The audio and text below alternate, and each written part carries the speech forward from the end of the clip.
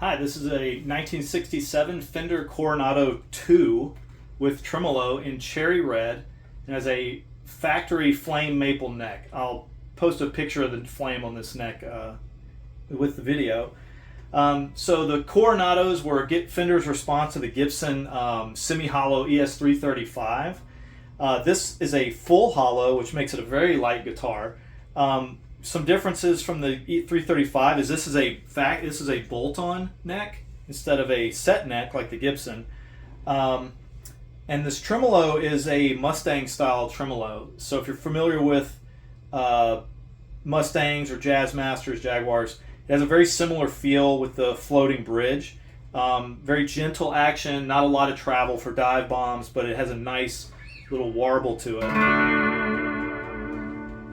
So the pickups, the Coronados came in the Coronado 1, which was a one pickup configuration. The Coronado 2 had two pickups, a bridge and a neck. And they at first came with these steel covers on them, and they later switched to the black covers. From what I could tell from reading on the internet is the steel covers were made by DeArmond, not by Fender.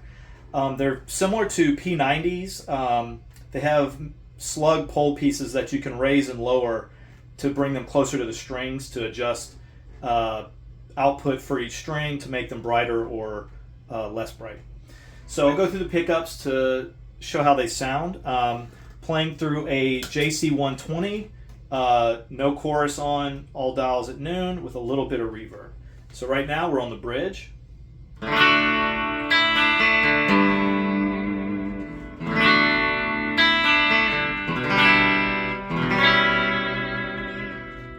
Middle.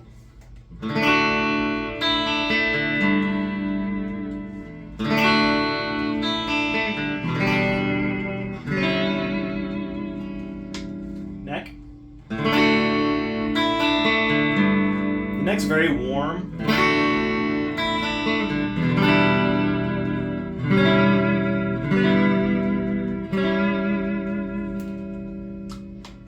So yeah, the pickups are very, it's what you expect or what would you want out of a guitar with two pickup configuration. The bridge is very bright.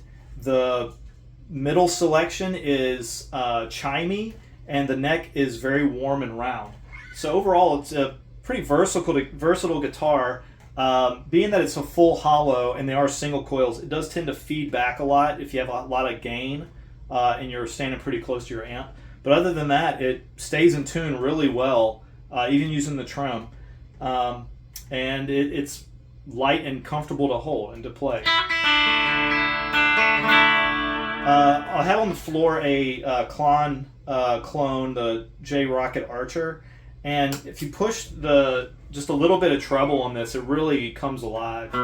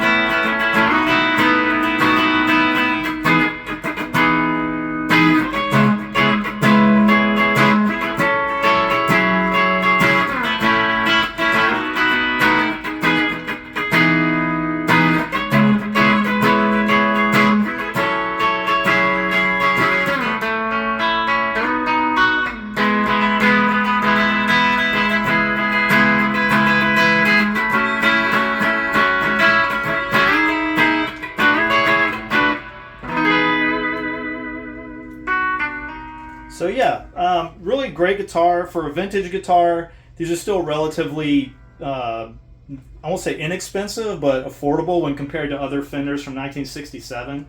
This seems like the only model that hasn't skyrocketed in price. So yeah, good guitar if you can find them in good condition. This cherry red one is pretty in person. You can still see some of the wood grain through it. It is translucent. Personal favorite of mine is the Antigua finish, if you look those up, but those are much more expensive and harder to find. So yeah, great guitars. If you can find them, pick them up, try them out. Maybe you'll love them. Thanks.